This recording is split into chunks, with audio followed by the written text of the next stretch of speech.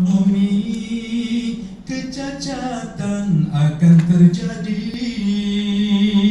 Kehidupan kaum muslimin diatur orang.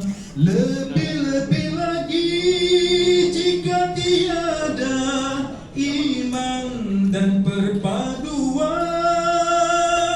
umat Islam akan terhina di mana-mana. Sudah sampai masanya ekonomi dibangunkan.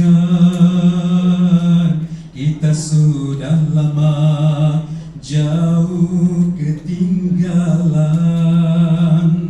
Jangan hanya seminar, jangan hanya banyak berslogan. Membangunlah, bertindaklah, jangan ketinggalan.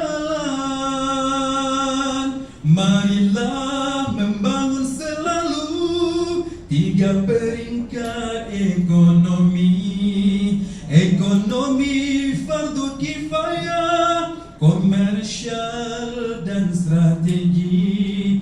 Fardu kifayah dimestikan, kalau tidak satu kesalahan.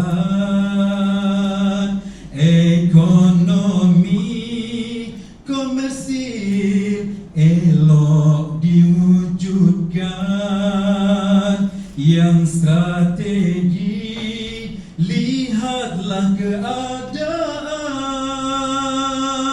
Membangunlah, jangan lengah lagi. Membangunlah, membangunlah. Untuk sang akhirat, jangan tunggu lagi.